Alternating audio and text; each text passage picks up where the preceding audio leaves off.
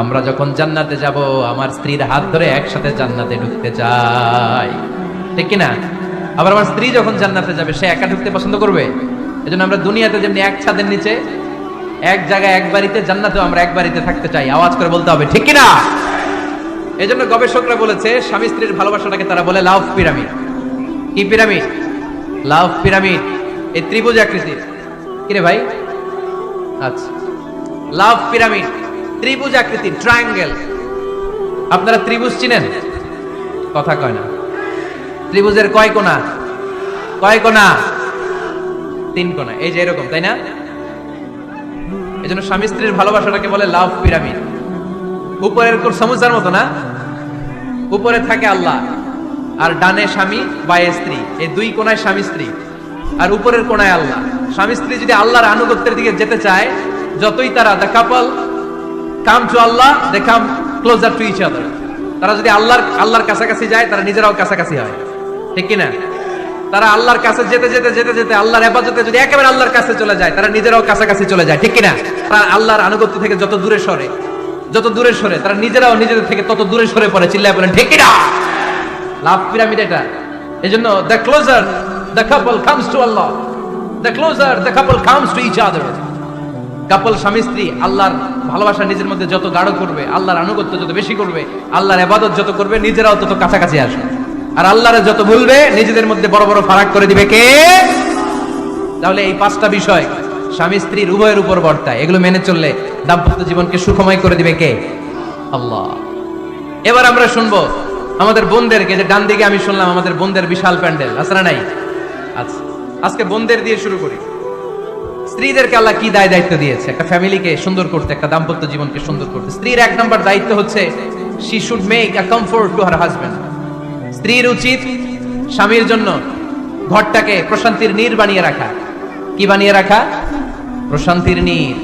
স্ত্রী হওয়া উচিত এমন যাকে দেখলে স্বামীর চোখ জুড়ায়, স্বামীর প্রাণ জুড়িয়ে যায়, স্বামীর হৃদয়টা ঠান্ডা হয়ে যায়, ঠিক কিনা?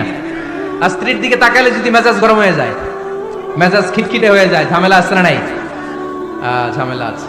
এজন্য মেহেরবানি করে আমাদের বোনরা যারা, এমন কোনো কাজ করবেন না যেটা স্বামীর মেজাজকে খিটখিটে করে দেয়। কারণ আল্লাহ তাআলা আপনাদেরকে তৈরি করেছে লিতাসকুনু ইলাইহা, স্বামী আপনার কাছে গেলেই যেন তার হৃদয়টা প্রশান্ত হয়ে যায়, ঠিক কিনা? অনেক স্ত্রী আছে না জেনে না বুঝে স্বামীর সাথে এমন খিটখিটে মেজাজ দেখায় যেটা স্বামীর জন্য মেনে নেওয়া কষ্টকর। আমি একটা জরিপে পড়েছি, পৃথিবীর অনেক স্বামী স্ত্রীর কারণে হার্ট অ্যাটাক করে মারা যায়, আছে না নাই? এই তো ভুক্তভোগী পাওয়া গেছে। স্বামীর জন্য একটা ত্রাস হয়ে দাঁড়ায় স্ত্রী, ত্রাস। অনেক স্বামী আছে স্ত্রীর এরকম আচরণের কারণে, অতিরিক্ত প্রেসার ক্রিয়েট করার কারণে স্ত্রীদেরকে ভয় পায়। অবশ্য নীলফামারীর কোন স্বামী তার স্ত্রীরে ভয় পায় না। ভয় পায়? স্ত্রীরে ভয় পান কে কে দেখি?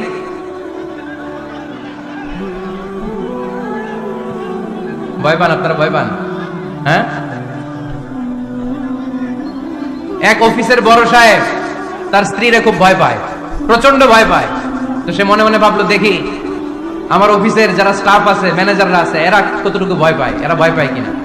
তো একদিন সকালবেলা অফিসের সব স্টাফগুলোর একসাথে দাঁড় করে বলতেছে, এই আপনারা যারা যারা আপনাদের স্ত্রীদেরকে ভয় পান তারা ডান দিকে যান, আর যারা স্ত্রীকে ভয় পান না এরা বাম দিকে যান। অফিসের সব কর্মচারী ডান দিকে চলে গেছে, সবাই ভয় পায়, একজন শুধু বাম দিকে। বাম দিকে কয়জন? ভয় পায় না। আর যারা ভয় পায় এরা ডান দিকে, ডান দিকে সবাই। তো বড় সাহেব ভাবছে, আলহামদুলিল্লাহ আমার অফিসে একজন হইলেও বীর পুরুষ আছে। তো বীর পুরুষের কাছে যেয়ে বলে, ঘটনা কি, আপনি মোটেও ভয় পান না? স্যার, প্রতিদিন অফিস করার জন্য যখন ঘর থেকে বের হয় আমার বউ আমারে বলে দেয়, খবরদার সবাই যেদিকে যায় তুমি কিন্তু ওইদিকে যাইবা না, সবাই যেদিকে যায় তুমি ওইদিকে গেলে খবর আছে। বড় সাহেবকে খবরদার, এটা তো আরো ডরায়, ঠিক কিনা?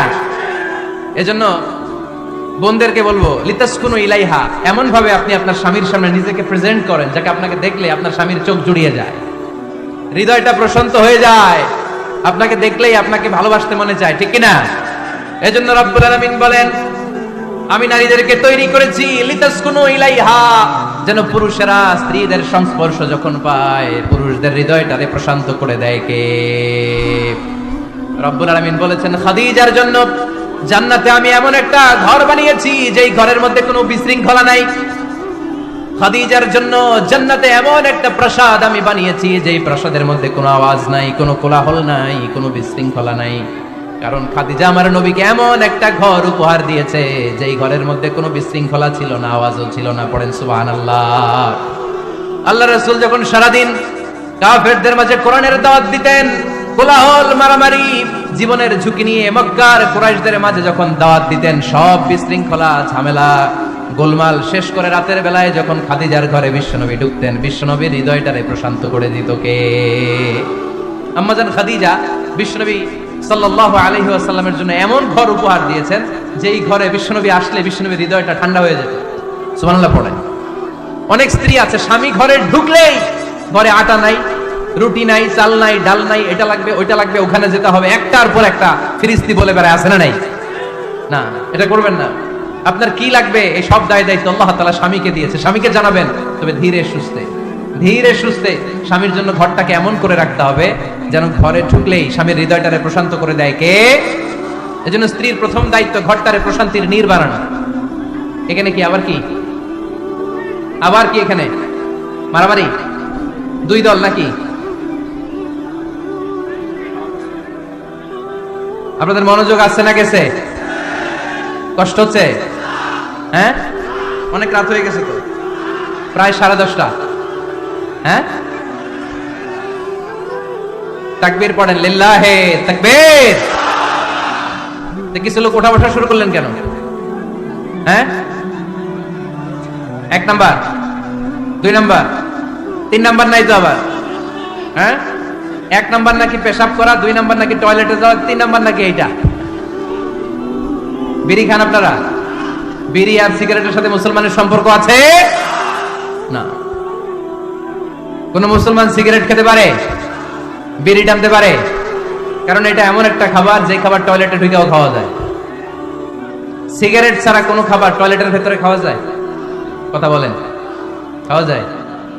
এবং সিগারেট পৃথিবীর এমন খাবার যে খাবারের গায়ে এই খাবারের বদনাম লেখা থাকে, ঠিক কিনা? সিগারেট ছাড়া পৃথিবীর কোন খাবারে ওই খাবারের বদনাম আছে?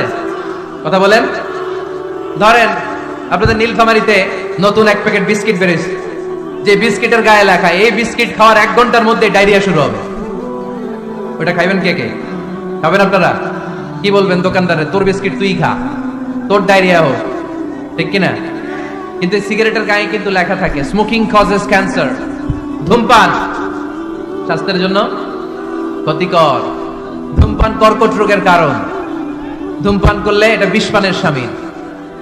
এই সিগারেট এটা তৈরি হয় তামাক পাতা থেকে, টোবাকো প্ল্যান্টস। এই তামাক পাতা চাষ হয় নাকি নীলফামারীতে? হ্যাঁ, বাংলাদেশে সবচেয়ে বেশি নীলফামারীর কোন থানায়? সদরে, শহর অঞ্চলে?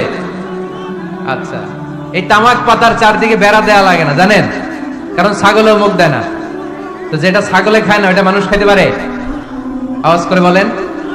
তাহলে ঝগড়ারে যেমনি আজকে আমরা নো বলে দিলাম, এই সিগারেট, এই মাদক, এগুলাকে আজকের প্রোগ্রাম থেকে আমরা নো বলে দিব। পারা যাবে? মাদককে আমরা নো বলে দিলাম। আওয়াজ করে বলেন, মাদক আর সিগারেটকে কি বললাম? নো। আল্লাহ তুমি বোঝার তৌফিক দান করো, আমরা পড়ি আমিন। একটা সুখী দাম্পত্য জীবনের জন্য স্ত্রীর 2 নাম্বার দায়িত্ব হচ্ছে স্বামীকে ইন্সপায়ার করা, স্বামীকে সাহস যোগানো, পিছন থেকে ড্রাইভিং পুশের মতো কাজ করা। কারণ স্বামীকে যখন স্ত্রী সাহস যোগায়, স্বামীর সাহস বেড়ে যায়, ঠিক কিনা?